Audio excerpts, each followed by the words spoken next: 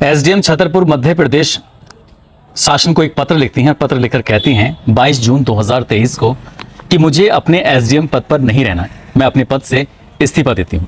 और जैसे ही ये पत्र लिखकर वहां पहुंचता है तो हड़कंप मच जाता है।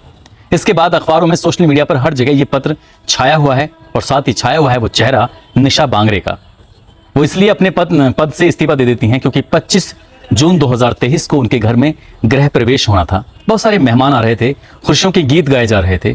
लेकिन जब उन्होंने उच्च अधिकारियों को यह पत्र लिखा कि मुझे छुट्टी चाहिए, मुझे अपने गृह प्रवेश में शामिल होना है, तो उच्च अधिकारियों ने उन्हें छुट्टी देने से इनकार कर दिया। बस इतना सुनना था और इसी बात पर उन्हें इतना गुस्सा आ जाता है। वो कहती हैं कि जो पद मेरे मौलिक अधिकारों का हनन कर रहा है, जो पद मेरे धार्मिक अधिकारों का हनन कर रहा है, मैं इस पद पर रहना नहीं चाहती। इसलिए उन्होंने 22 जून 2023 को मध्य प्रदेश शासन को पत्र लिखकर अपने पद से हमेशा के लिए इस्तीफा देकर नौकरी छोड़ दी। इन्होंने नौकरी छोड़ी और ये सोशल मीडिया पर वायरल हो जाती हैं। एक तरफ निशा बांगरे वायरल हो रही हैं तो दूसरी तरफ ज्योति मौर्य भी वायरल हो रही हैं, ये कहते हुए कि एक एसडीएम है जो अपने परिवार के लिए नौकरी छोड़ देती है और एक एसडीएम है जो अपने पति को छोड़ देती है क्योंकि उसका पति सफाई कर्मचारी होता है, छोटे पद पर होता है। बस ये दोनों जब वायरल होते हैं तो इसके बाद पूरे हिंदुस्तान में तहलका मच जाता है, भूचाल आ जाता है। कितने ही लोग ऐसे हैं जिन्होंने अपनी पत्नियों को शक की नजरों से देखना शुरू कर दिया है, खासकर वो लोग जिनकी पत्नियां अधिकारी बनना चाहती हैं और वो तैयारी करने में जुटी हुई हैं। आज कहानी उसी एसडीएम की है जिसने तहलका मचाया हुआ है। आदाब, नमस्कार, सत श्री अकाल। मैं उस्मान सैफी। आज की जो सच्ची घटना मैं आपको सुनाने जा रहा हूं, ये सच्ची घटना दरअसल शुरू तो होती है उत्तर प्रदेश के बरेली से, लेकिन बात करूंगा मैं आज बिहार प्रदेश का एक जिला है बक्सर और बक्सर का एक थाना लगता है मुरार। मुरार का एक गांव है चौगाई और यहाँ की रहने वाली एक बहू है जिसका नाम है खुशबू सिंह। खुशबू सिंह थाना मुरार पहुंचती हैं। वहां जाने के बाद एक अपने पति के खिलाफ प्रार्थना पत्र देती हैं। कहती हैं कि साहब मैं पढ़ना चाहती हूं लेकिन मेरा पति है मुझे पढ़ने नहीं देना चाहता है। जैसे ही ये थानेदार ने बात सुनी, थानेदार को बड़ा अजीब लगा और थानेदार ने उसके पति को बुलवा लिया थाने में। दरअसल इसका पति है पिंटू सिंह जो कि एक पेट्रोल पंप पर मैनेजर का काम करता है। और जैसे ही पेट्रोल पंप के मैनेजर को बुलाया गया, कहा कि तुम्हारी पत्नी ने तुम्हारे खिलाफ शिकायत की है, तो वो कहता है कि ये तो अच्छा हुआ कि मैंने अपनी पत्नी को रोक लिया, यदि कल को वो अधिकारी बन जाती तो पता नहीं मेरे साथ क्या क्या करती, इसलिए मैं अपनी पत्नी को ज्योति मौर्य नहीं बनने दूंगा। अब थानेदार ने एक तरफ पत्नी को बिठाया खुशबू सिंह को, दूसरी तरफ पिंटू सिंह को बिठाया। दोनों से बातचीत करने लगे और बातचीत करने के बाद जब पिंटू सिंह से पूछा गया तो उन्होंने कहा कि साहब साल 2010 में हम दोनों की शादी होती है। हमारी पत्नी ने कहा कि मैं पढ़ना चाहती हूं और तब ये इतनी पढ़ी लिखी थी ही नहीं, यानी कि स्कूलिंग भी उसके पति ने ही कराई, पिंटू सिंह ने। स्कूलिंग हो चाहे इंटरमीडिएट की पढ़ाई हो या ग्रेजुएशन की पढ़ाई हो, उसके बाद उन्होंने तैयारी करानी उसको शुरू कर दी बीपीएससी की। और बीपीएससी की तैयारी कराने के लिए लगातार वो जी तोड़ मेहनत कर रहे थे। इनकी पत्नी प्रयागराज में तैयारी कर रही थी और तैयारी करते करते जब इसी बीच में, यानी कि इसी जुलाई के प्रथम सप्ताह और जून का अंतिम सप्ताह में एक खबर सोशल मीडिया पर बहुत तेजी के साथ लगातार वायरल हो रही थी और वो खबर थी ज्योति मौर्य की, जो कि अधिकारी बन जाती है और अपने पति को छोड़ने की फिराक में थी। तो यही बात देखते हुए उन्होंने कहा कि मैं अपनी पत्नी को ज्योति मौर्य नहीं बनाना चाहता। तभी एक पत्रकार ने खुशबू सिंह के आगे माइक लगाया और कहा कि तुम ऐसा क्या कर रही हो, ऐसा तुम्हारे पति ने तुम्हें पढ़ाई से क्यों रोका है? तो कहती हैं कि हर औरत एक जैसी हो ये जरूरी तो नहीं है, जो ज्योति मौर्य ने किया है मैं वैसा नहीं करूंगी, लेकिन मुझे पढ़ने दिया जाए। इसलिए मैं थाने आई थी कि मैंने अभी तक मेहनत की है, बीपीएससी की तैयारी कर रही थी और उसके बाद मैंने एग्जाम बिल्कुल करीब में पहुंच चुकी थी, महज 7 अंकों से ही तो मैं पीछे रही थी। यदि मैं और थोड़ी मेहनत कर लेती तो शायद मैं इस परीक्षा को पास कर लेती। मैं अपने पति को कभी धोखा नहीं दूंगी। सब जानते हैं कि मेरे पति ने मेरे लिए कितनी मेहनत मजदूरी करके मुझे यहाँ तक लेके आए हैं, बस थोड़ी सी और मेहनत कर लें तो मैं परीक्षा पास करके कुछ अधिकारी बन जाऊंगी। लेकिन पति जिद पर अड़ा हुआ है कि वो उसे कभी भी अधिकारी नहीं बनने देगा। जो भी घर में काम होता है, घरेलू काम, या तो वो करेगी या खेती बाड़ी का काम करेगी। बस इतना था कि ये मामला जब सोशल मीडिया पर वायरल होता है तो लोग फिर से जानना चाहते थे कि आखिरकार ज्योति मौर्य है कौन। दरअसल हमने ज्योति मौर्य की कहानी आपको पहले सुनाई चुकी है, उसका लिंक मैं आपको डिस्क्रिप्शन में जरूर डाल दूंगा, लेकिन मैं आपको बताता चलूं कि ज्योति मौर्य है कौन। ज्योति मौर्य बरेली में एक शुगर मिल है और शुगर मिल में वो जनरल मैनेजर के पद पर कार्यरत हैं, काम कर रहे हैं। लेकिन उनके इतिहास में अगर जाकर देखने की कोशिश करें तो एक आलोक मौर्य हैं जो कि प्रयागराज में एक धूमनगंज थाना है और धूमनगंज थाने का एक इलाका है, वहीं के वो रहने वाले थे, झलवा इलाके के, झलवा के रहने वाले थे। और वहीं पर रहते हुए उन्होंने साल 2009 में एक नौकरी के लिए आवेदन किया और आवेदन करने के बाद उनका जिला जो पंचायत राज होता है, पंचायत राज में सफाई कर्मचारी के तौर पर उनकी प्रतापगढ़ में नौकरी लग जाती है। और साल 2010 में इनकी शादी की बात तय हो जाती है। ये बनारस में एक गांव लगता है चिरई गांव और यहाँ के रहने वाले एक लड़की होती है जिसका नाम ज्योति मौर्य होता है। उसके पिताजी परचून की छोटी सी दुकान पे काम करते थे, अपना खुद का छोटा सा काम होता था। तो इस आलोक मौर्य की ज्योति मौर्य से शादी हो जाती है साल 2010 में। 19 नवंबर के वो दिन था, उसमें शादी हो जाती है। शादी के बाद ये सब कुछ ठीक ठाक रहने लगते हैं। लड़की पढ़ने में बेहद होशियार थी, ठीक ठाक थी। तो उसके शादी के बाद वो ज्योति मौर्य अपने पति आलोक से कहती है कि मैं आगे पढ़ना चाहती हूँ, आगे बढ़ना चाहती हूँ। तो वो पूछता है कि बताइए मैं आपकी क्या मदद कर सकता हूँ। तो वो कहती है कि मैं तैयारी करना चाहती हूँ।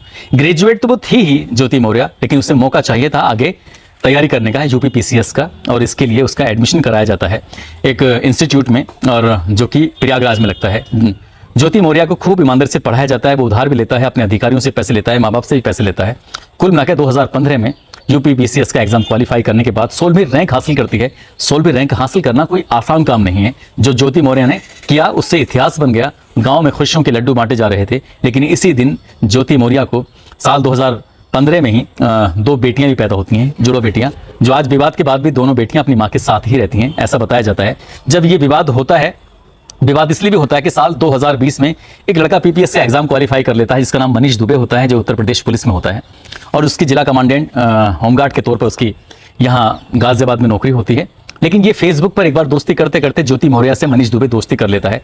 एक पुलिस का अधिकारी होता है, वो प्रशासनिक अधिकारी होती हैं ज्योति मौर्य, और प्यार मोहब्बत की बातें, यानी कि दोस्ती, फिर प्यार मोहब्बत, और फिर प्यार मोहब्बत से इनके रिलेशन भी बन जाते हैं, फिजिकल रिलेशन, ऐसा दावा करता है आलोक मौर्य। और वो जब देख लेता है इन दोनों को अपनी आंखों से, तभी इनकी दोस्ती में खटास पैदा हो जाती है। यानी कि पति पत्नी की दोस्ती होती है, प्यार होता है, दुलार होता है, वो सब कुछ खत्म हो जाता है, और यहीं से वो दोनों एक दूसरे से अलग होने का फैसला कर लेते हैं। और यही बात जब सोशल मीडिया पर लगातार वायरल होती चली जाती है, इतनी वायरल होती है कि लोगों में हड़कंप मच जाता है, खासकर उन लोगों में जो लोग अपनी बीवियों को पढ़ा लिखा कर उन्हें ऑफिसर बनाना चाहते हैं, जिन बीवियों की तमन्ना है कि वो आगे बढ़ना चाहती हैं। और इसी बीच में एक पोस्ट सोशल मीडिया पर बहुत तेजी के साथ वायरल होने लगती है। उस पोस्ट में लिखा हुआ था कि 135 पत्नियों को अपने अपने पति ने प्रयागराज से वापस बुला लिया है, क्योंकि वो तैयारी कर रही थी, वो ऑफिसर बनना चाहती थी। लेकिन उनके पतियों ने कहा कि अगर ज्योति मौर्य ही बनना है, यदि शादी के बाद तुम्हें पढ़कर अधिकारी बनना है, अधिकारी बनकर तुम्हें हमसे अलग ही होना है, तो हम तुम्हें अलग नहीं करना चाहते, हम अपने परिवार को बर्बाद नहीं करना चाहते, हमारे बच्चे हैं उन बच्चों को बर्बाद नहीं करना चाहते। इसके बाद तमाम तो ट्वीट आने लगते हैं, तमाम रील्स बनने लगती हैं, तमाम सोशल मीडिया पर एक के बाद एक मीम्स बनने लगते हैं, और तमाम सारी जानकारियां चलने लगती हैं। और इन्हीं जानकारियों के बीच में कोई तो ये कहता है कि मैंने अपनी बीवी को बुला लिया है, लेकिन इसमें कुछ सच्चाई नजर आती है तो कुछ सच्चाई नजर नहीं आती। यदि इसका असर होता तो खाली प्रयागराज में ही क्यों असर है, दिल्ली के भी अलग अलग हिस्सों में, मुंबई के अलग अलग हिस्सों में, और देश के कई अलग अलग हिस्सों में यूपीएससी पीसीएस वगैरह की तैयारी कराई जाती है। अगर बीवियों को बुलाना ही था तो सभी जगह से बुलाया जाता। ऐसा लगता है इस पोस्ट को देखने के बाद कि किसी ने ये सिर्फ एक चाल चली है, या फिर कह सकते हैं कि मजाक में ये बात लिखी गई थी, जिसको लोगों ने सच मान लिया है, और उसको सच के रूप में दिखा दिखाकर फिर इसमें मीम्स बनाने शुरू कर दिए, इसी पे वीडियो बनाने शुरू कर दी। लेकिन वो नहीं जानते कि इस तरह के मीम्स बनाकर, इस तरह की वीडियो बनाकर न जाने कितनी महिलाओं को इसका सामना करना पड़ेगा। इस तरह के मीम्स, इस तरह की वीडियो नहीं बनानी चाहिए।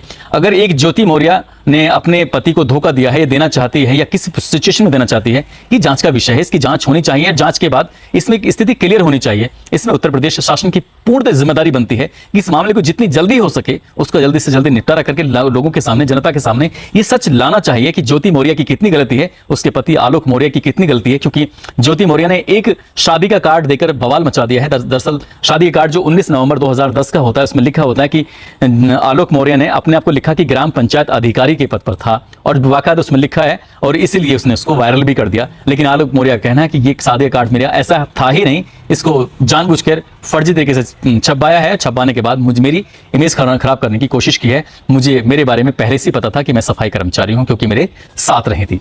अब कौन सच बोल रहा है, कौन झूठ बोल रहा है, ये तो खैर जांच के बाद ही स्पष्ट हो सकेगा। प्रशासन को कम से कम समय में ये जांच कराकर रख देनी चाहिए। लेकिन उन बेटियों के सामने, उन पत्नियों के सामने दिक्कतें खड़ी हो गई हैं कि लोग ये कह रहे हैं, शोर मचा रहे हैं, कोई वीडियो बना रहा है, कोई पोस्ट लिख रहा है कि बेटियों को पढ़ाओ, बीवियों को नहीं। अगर ये बात भी मान ली जाए कि बेटियों को ही पढ़ाओ, बीवियों को नहीं, तो ये तो अच्छी बात है। अगर बेटियां पढ़ेंगी तो अधिकारी बनेंगी, और अधिकारी बनेंगी तो उनके मैच का दूल्हा मिलेगा। ऐसा नहीं मिलेगा कि एक एसडीएम तो दूसरा सफाई कर्मचारी। दोस्तों, इस पूरे घटनाक्रम को सुनाने का उद्देश्य किसी को परेशान करना नहीं है, किसी का दिल दुखाना नहीं है, बल्कि आपको जागरूक करना है, आपको सचेत करना है।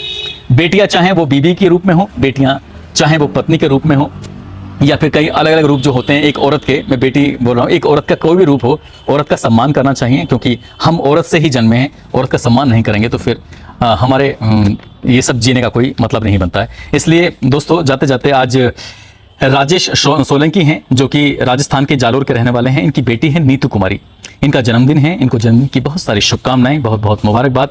साथ ही गोरखपुर के रहने वाले हैं धर्मराज, आज इनका भी जन्मदिन है। धर्मराज कुमार जी, आपको जन्मदिन की बहुत सारी शुभकामनाएं। साथ ही नेपाल के रहने वाले हैं सौरभ यादव, दिल्ली के कृष्णा हैं, बिहार के रंजीत कुशवाहा हैं, इलियास पटेल, सोनू कुमार, नेहा तिवारी, हरवेश कश्यप गुन्नौर से हैं, रामनिवास बिश्नोई, समीर अहमद, वीरेंद्र यादव राजस्थान से, अरविंद कुमार गाजीपुर से, जयप्रकाश मथुरा से हैं, बजरंग दलाल मीणा जयपुर से हैं, बलबीर यादव संभल से, आलमगीर बिहार से। इन लोगों ने नाम लेने की अपील की थी। आप सब लोग अपना ख्याल रखें, सुरक्षित रहें। जय हिंद, जय भारत।